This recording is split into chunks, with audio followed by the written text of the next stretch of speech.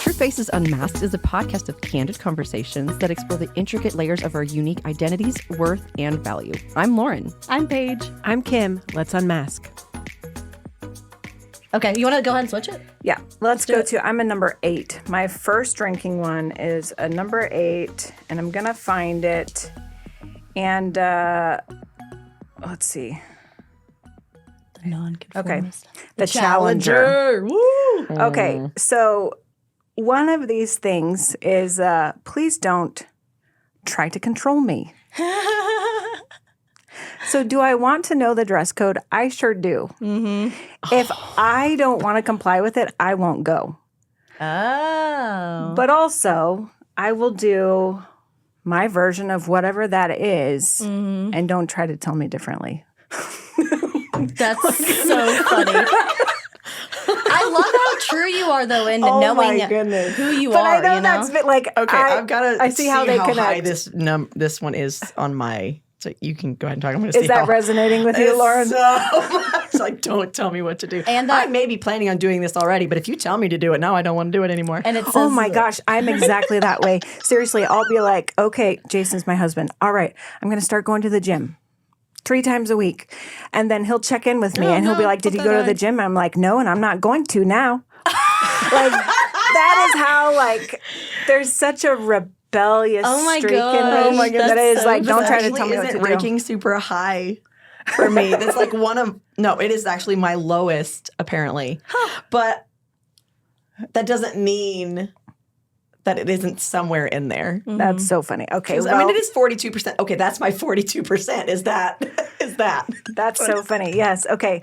So the type 8 is the Challenger, the productive friend. I love that one. They are empowering, protective? protective friend. They're empowering, decisive, loyal, honest, honorable.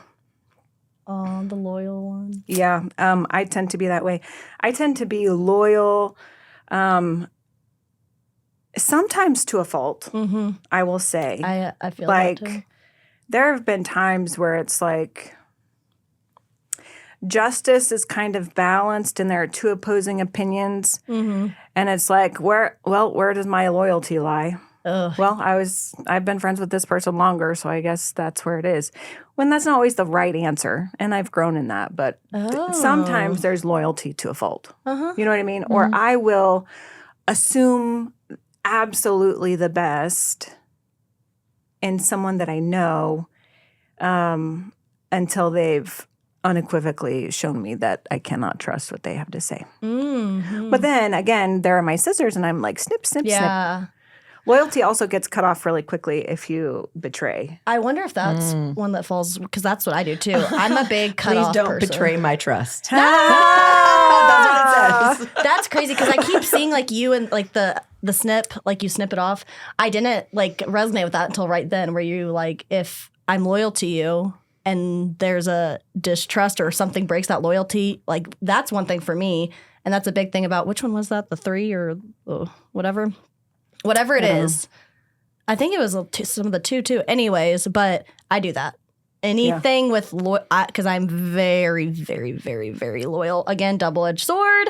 But I like to look at the positives of it. But one of the things is if that loyalty is broke of any way, I am not afraid to cut that off quick too. Same. And it's, again, double-edged sword, because I don't give a lot of room for second chances, because I give the first chance or the first and the second chance, if you get lucky enough to get a second chance, or the whatever it is. It's so long because I am so loyal to it until that point, and then you're done. Yeah. That's crazy. Huh. Yeah, for sure. The Challenger says, I want to be in control. I saw that one. Yes, absolutely. Hello, welcome to my studio. I had a hand in putting all of this together, except for this table. Well, I told him what I wanted. Jason, my husband, makes these tables and they're beautiful. Shout out, Jason. So pretty. But I'm like particular. I'm very like detail oriented, and I do like to be in control. One of the worst things is to feel out of control. This is why. Okay, here's a fun fact. I don't like to be drunk. It is not that. It's not like a theological, ideological. It is not that. It is like the worst feeling for me to be out of control. Truly. And it is very much a part of how I'm made up. And so I don't like to get to that point. Yeah. Isn't that strange? So isn't it strange? We just talked about this too, and I feel I'm the same way. But when I get into that unhealthy dark side, I allow myself to use it as a coping mechanism. That's interesting. I mean, honestly, as a true face, and it's not that I don't enjoy it or enjoy going out and having a few drinks, because I do. But then when I hit that point, or the next, it's more of like that point into the next day when I know I've went over that. And it's like it just eats away at me. Oh, for sure. I get that. It's not that listen, I went to college. I went to college in Hawaii away from every person I knew, and it was a wild time. Ooh.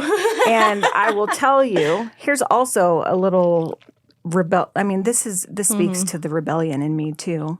Like, I was a big partier in college until I hit 21, then it wasn't fun anymore. Because it was allowable. Like, it was fine. And then I was so like, I'm funny. over it. It was Over it. I'm done. so until you wanted to do it until they said you can do it now. You're like, nah. Exactly. Where's the fun in that?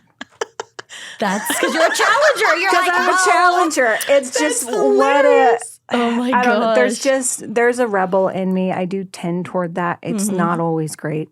I will say 90% of the time it's not great.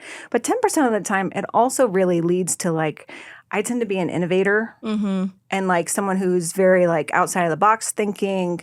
I like advancement. Not like career advancement. I like taking a step forward. Like in life and like in life, in humanity, like even huge picture. I'm kind of bent toward that, right? And that is like the good rebel, and then the bad rebel just like is like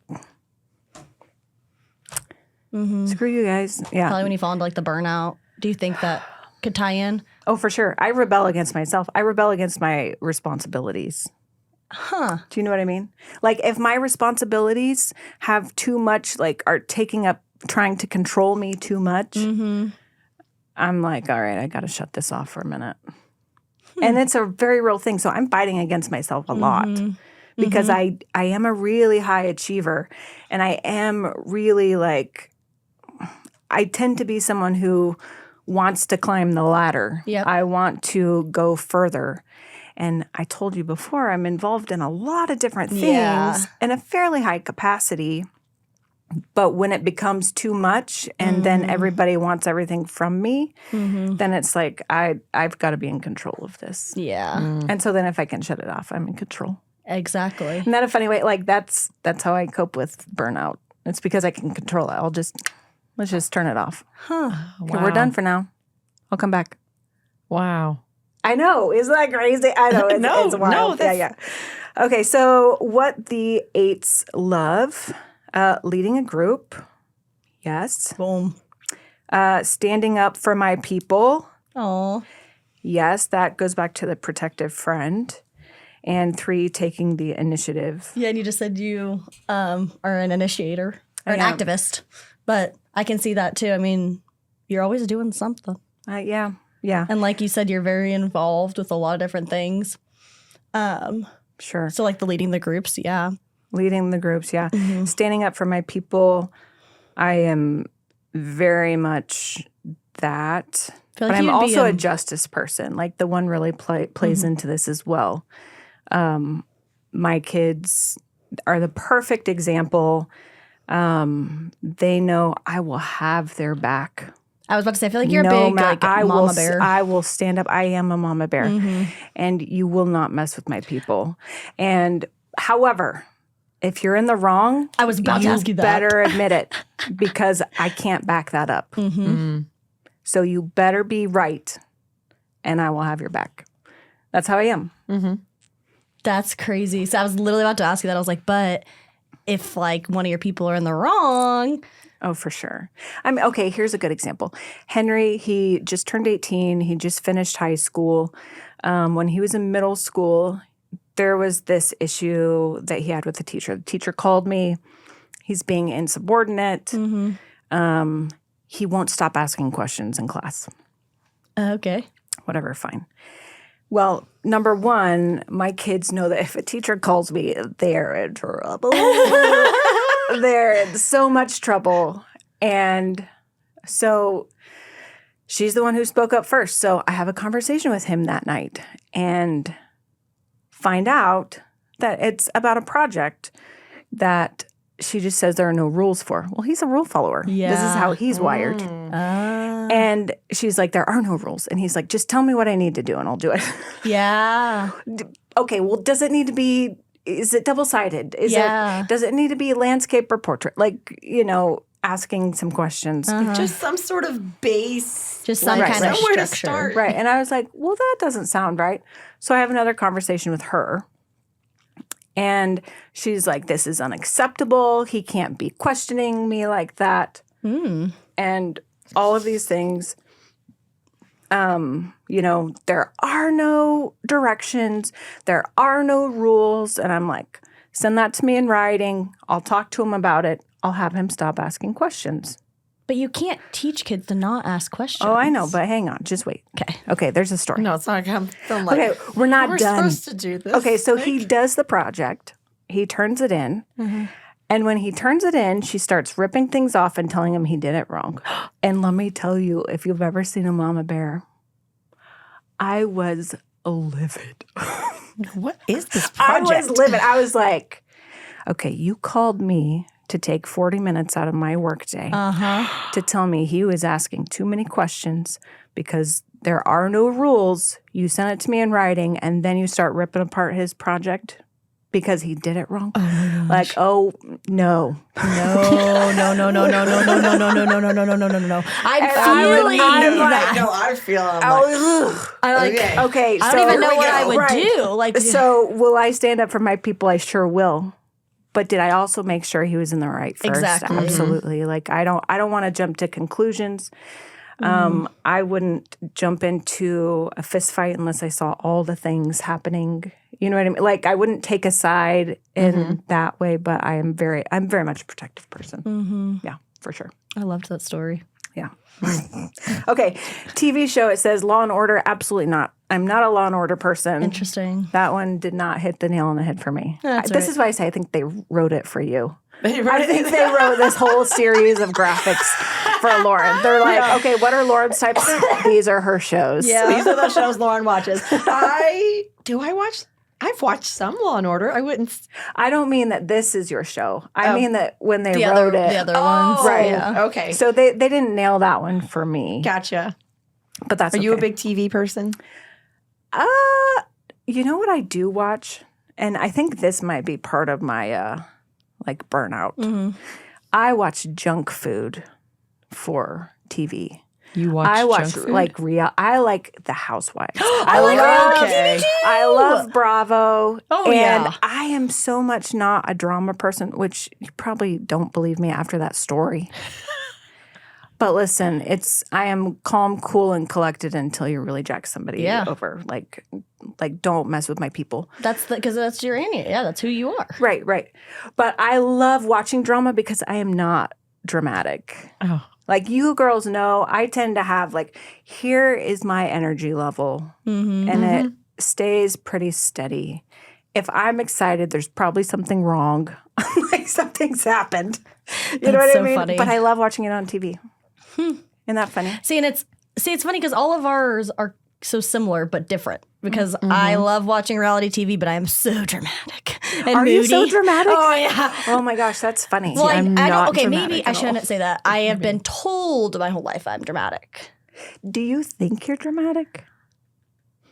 I want to say it very carefully because there are sometimes I'll do something and I was like, okay, that was a little dramatic. But then there's other times when I am very passionate or feeling a certain way that isn't getting across to someone else. So then gets to the point of, okay, I don't feel understood, to where I'm feeling like I'm being dramatic because that's what I've been told my whole life is, oh, you're dramatic. 'Cause I think sometimes that word is a coping mechanism to place the blame on the person who's having feelings. And I'm a deep feeler. So, And I think that when it's like, I don't want to receive your feelings. I'll call you dramatic. And then that just, there you go. That's yours. I'll just tell you you're overreacting when really you're just reacting in the way that you're built.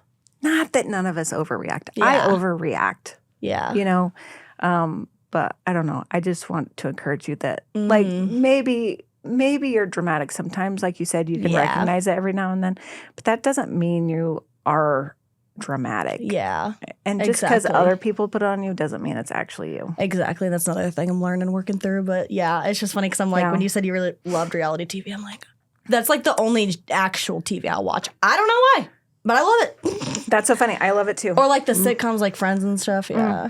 Oh, yes. Yes. Let's see. What else about 8? Well, so you got Let's see. Oh, I don't want to do the wings. I haven't studied the wings. I don't know the wings. I don't know which one I am. yeah. I tend to think I might lean one way, but maybe not. Oh, I see. But I do have other 8 stuff. This was one of yours, so it's still the challenger. They can be blunt. If you've been listening to this for the last 10 minutes. Stubborn, yes. Hard-headed, yes. Intimidating, that's one of those things that I've had people tell me in a real hateful way. Kind of like the dramatic thing. Oh. I felt that one. Which I think... I've had people tell me I'm intimidating. I don't know. And I'm like, excuse me? I think intimidating... I think intimidating is different to different people. I think it has to do with the got to. receiver. Yeah. Yeah. Not got necessarily with the producer. I guess maybe. Like, you could intentionally be intimidating, I suppose. Like, you watch the shows and there's, like, mob bosses or whatever, and they're, like, being intimidating or something. Like, I guess that could be a thing. I'm not that person. I guess unless you really jack over somebody I care about. That's true. then- It might then depend on the maybe. moment that they met you. Right. But I am generally very even-keeled. I once had somebody tell me that that I was intimidating because I'm so tall. They're like, you just stand over everybody and look down at them. You're up there in the sky and you just look down at us and you're just trying to intimidate us. And I'm like, okay, I can either be really condescending and like lean down and be like, is this better? Yeah. Or like, really, you can't just tell me I'm trying to intimidate you because I'm the height that I grew to. Like that I was They were being literally like legit created. serious They about were that? legit serious Oh my about that. goodness, It was a Come whole on. thing. I was actually at church. I was on staff and they were not happy about something, and it was at very church? silly. Oh no. But it's one of those things, and it hurt me so Yeah. much. Like in the moment, I was just like, "I'm sorry you feel that way," and then I went and I cried for a good 2 I hours. was about to like, say. and I'm not a huge emotional person, so if you get me to cry, I'm like, It hit it's- you deep, Yeah, though. it really did, and I was like, I'm not that person. Yeah. I'm not trying to be mean Yeah. and to like tell me that there's something flawed because I'm tall. And like something Right. you can't change. Yeah, that's sad. I get rude, right? So again, I think sometimes that's in the eye of the beholder and not necessarily an actual trait, even though some people can intentionally be that way. Like dramatic. It's kind of in the eye of the beholder. Yeah, exactly. Right. And I almost wonder if when I get into the unhealthy side, when I have that manipulative trait, like the 4s have that manipulative trait when we're unhealthy, to where that's when I've used maybe in the past intimidation or something, you know? Maybe, yeah. Because I know I can be very powerful even though I'm very little. So I'm like, how are people intimidated by me? Like, are you serious? But I've had multiple people tell me I'm pretty dang intimidating. So maybe That's it's funny. something to fall in that. That's funny. There Yeah. are times when what I find intimidating is when someone has a trait that I'd really admire. Oh. Oh, that's interesting. That is Yeah. So if they interesting. have a trait that I really admire and it just, I have such high standards. So, I mean, if they're like hitting something that I'm like, oh my goodness, like they are exceeding the standards that I place, Yeah, that then makes sense. it can be intimidating. Like, oh, I can't go talk to them. Like a- because Oh, that's it's kind of like fascinating, I yeah. admire them. Like, I can't go talk to them because they exceed my standards. Oh, I get that. I was just talking to someone yesterday who is having like anxiety about like reaching out to some people for business. And she was like, she's just petrified. Like literally like just frozen and can't do this. And my best advice to her was, and this is going to sound very counterintuitive, but this is how I worked through that with myself was I messaged the scariest person first. Oh my gosh. So like I would call it my chicken list, like the people that I just, man, I don't want to reach out to them about this. You know what I mean? But when I did it first and I actually like zoomed out a little bit to see like, well, why am I scared of this? Like, why does this intimidate me? It was because I really respect them or I really admire them. And I think of them like up here. And so then when I know that, then I started communicating it. And I would send a voice message and I would say, hey, I've been meaning to reach out to you and I've been putting it off. And I think I've just been really apprehensive about it because I just respect you so much. And I'm just concerned about what you'll think, but I'm just going to do it anyway because I also respect you enough to like be kind, you know? And so then there's the ask. And always it's an amazing response because it's amazing what will happen if you can call out like those things that you do admire in someone else because they may not see it within themselves or they may not believe it within themselves. You know what I mean? Yeah, 100%. I think imagine getting that message if you're that person. I mean, I'd be like, Right. what? Like, I know. Most of them were like that and they're like, really? I think that about you. And it's like, what? Really? Yeah. Right. I know. And then I don't know. I just think it's a good way to flip things on its head and kind of, Okay, so one other thing that a couple other things I want to touch on about the 8. It's funny, this graphic shows this guy saying, no. No. One of our friends put this thing on Facebook last week asking like, okay, parents, what is the one phrase your kids would say you say the most? And in my head, I thought, well, it's either no or I love you. And so I asked my 7-year-old daughter when she got home from school, I'm like, what would you say I say the most to you? And she's like, She's so trying to and I was take a minute. I was like, well, this is what I thought. It's either this or this. She goes, I was going to say no, but I didn't want to hurt your feelings. But I'm like such a no person. Which is good because with how busy you are and with what you keep on your plate, I hear this a lot of the time from successful people that if you're successful and you are living at that high level, high standards, you say no more than anyone else. I say no a lot. Because you have to. But it's not with a bad intention. Yeah. I'm never like, no. It's just like, hey, do you want to do this? No, I don't. Okay, let's move on. Yeah. Terrific. Wonderful. It's it's nothing personal. It's like you really asked me a question. I'm really answering you. And it happens often. Like my kids will be like, oh, can we go to the trampoline park? I'm never like, well, maybe we'll see. If the answer's already no, I'll just tell them. They just know. They know that's an option, and then it doesn't hurt them so much. I love that. You know what I mean? I don't know. So I'm a no person. But if you get a yes from me, you know it's genuine. Yeah. No, I like that because it grinds my dang gears when I hear maybe. It's a yes or it's a no. I hate the word maybe. I'm like, what does maybe even mean? That's funny. See, maybe would be in my like not good place.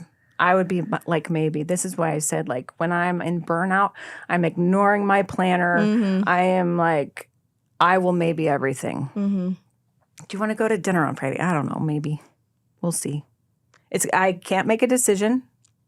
I'm supposed to be decisive. I'm surprised though because I feel like that would turn into you would say no more. Okay. Because you'd be like no. It's because I'm decisive. Like in a healthy place, I'm decisive. And so if I'm giving a maybe, I'm probably not in the best place. I might be burnout, or I might just be kind of in that like what I would Mundane. call like kind of shadow behavior, which is usually like, here's your ideal, and then flip it on its head, and that's kind of the shadow. And so you can really kind of tell, like, hey, if I'm wanting to get drunk, which I don't because I like to be in control, but if I was wanting to get drunk, I'm probably in my shadow. You know what I mean? Yes. If I'm saying maybe to everything or saying yes to everything, I'm probably in my shadow because naturally no is good and healthy for me. So interesting. Right. But I can recognize it then. Right. And sometimes if you can recognize it and you're not too deep into it, like sometimes you're like really spiraling and you're like really into it. But sometimes you can recognize and be like, wait a minute, something's not normal. That Why makes am I a lot of behaving this sense, way? though. Yeah. I'm glad you pointed that out. Yeah. Interesting. And that leads to this again being a tool that you can use. Oh, for Yeah. sure. It's an Yeah. awareness. That's what it is. It's an awareness. Being self-aware. Yeah. Yeah, for sure. Couple other things and then I'll just be done. You don't want to go over your 5 today? We do that next time? I don't really need to go over 5. Okay. I don't know. We went over 3 and it's equal with 5. So I think this is enough. 8s have their tribe and love them hard. That is very true. It's a loyalty thing. It is I am like for you, you know? Fear is to be vulnerable, which I'm really working on. I don't know if you know this about me. I'm working on being vulnerable. Like I'm trying to like open that can up a little bit more. Qualities: protective, strong, independent, fearless. This is a funny one. Fearless. I tend to be that way. I don't claim fears over things. I have a hard time being vulnerable, but I don't know that I'm afraid of it. I am more like, I don't want to be vulnerable. Well, I could be vulnerable. You guard your heart. Right. Does So I it say think that? It says, yeah. Oh, I do guard my It says 8s guard their hearts, so maybe you That's just, funny. you guard it because it's not like you're afraid to be vulnerable, but you are very careful with who you're vulnerable with. Yeah. True. That's cool. I saw another thing that like was saying, oh, these are some of the really great jobs or careers for the different Enneagram types. And one of mine was entrepreneur. And I'm like, hi, I own this studio. Hi, I do Mary Kay. Hi, I work for a nonprofit overseas. Like literally. Fun. Hi, we have run a ministry. Yeah. Hi. Like all these different things. That's ridiculous. That's awesome. Yeah, I would yeah, be yeah. so interested Yeah. to know that for myself. Yeah. Oh. Anyway, okay. Look, I had all of these things that I did, but I think at the core of the 8, it's like, don't control me. Yeah, 'cause you're the challenger. There it is. I love that. Yeah. Oh, Good stuff. so remember to be Fun. commenting below to comment what yours are. We went through 4, 2, 3, 1, 9, and 8. And there's how many? Is there 9? There's 9. There's 9. Yeah. So we just yeah. completely skipped over 6 and 7. 6 and Which is funny and because 5. We didn't talk about 5. We talked about 5. Oh, we did? Oh, No, well, we I didn't. didn't talk about it. It is one of mine. Here, I can give a really fast rundown of 5. Let's see. And like the 7 is the fun person. We actually have a lot of 7s in our lives. They're just not here with us. Here, the 5 is The investigator. the investigator. They like things that feel good, having few but loyal friends, my tribe, reading a good book, finding a new fascination, like learning things I have to know why, how, what, solving a puzzle. I'm very much a jigsaw puzzle person. I can sit down for hours and just be like, I will put this together. There is a solution. There's a Yes. Staying home, having a conversation about one of their interests, word vomiting. I think I tend to do that. Oh, I word. Hello, we're on a podcast. It happens. But yeah, that's a quick overview of number 5. How solve puzzles. There. Now we did everything but 6 and 7. Perfect. The 6 and 7s are, I feel like we're more common for the big group, you know, and then there was none here. So it's like, that's kind of crazy. So 7, what is number no idea. 6? So 7 is like life of the party, right? Fun we person. go. Woo person. Oh, yeah, there we go. A 7 would say, have fun with me, appreciate their spontaneity, enjoy their grand visions. They don't like clingy and needy. They don't like being asked to do tedious things. They don't like to be micromanaged. That's a 7. A 6 is they do like to be clear about expectations. They do want to be reassured that they're okay. They do want to be supported. They don't like it when people overreact when they do, which is kind of funny. They don't like plans to change unexpectedly, and they say, "Do not let me down." Interesting. Yeah. So if you're a 6 or 7 too, there's some of the traits there. Make sure you're commenting what you are because we want to know. Right. We want to know. If you take the quiz, let us know. So 6 is the loyalist. Oh, the loyalist. And 7 is the enthusiast. Okay. I wanted to put names to it. I do. I gosh. like the names to them. That's interesting. I'm a type 8, and enthusiast sounds like, ooh, to me, like too high energy. Uh-huh. I'm like, oh, let's bring it Oh, down. yeah, no, I would definitely Let's not. bring the calm right That is not a word I here. use to describe you. Yeah. Yeah. I'm not enthusiastic. But I don't mean that in like a negative way at it's all. so true. It is so true. Yeah. What was the 8 was the challenger? Yeah. The 8 is the challenger, yeah. Yeah. Fun. Well, Yeah. fun. Thank you guys for being on with us and going through the Enneagrams, learning maybe more about us, about yourselves. Thank you. And we'll see you next time. See you next time. That's it for today. Thanks for listening. Keep up with us on this unmasking journey by joining us every Friday. Like, subscribe, and follow us on Instagram. This episode is sponsored by Podcast Solutions and podcasttables.shop. As always, we're glad you're here. See you next week. Boom, done.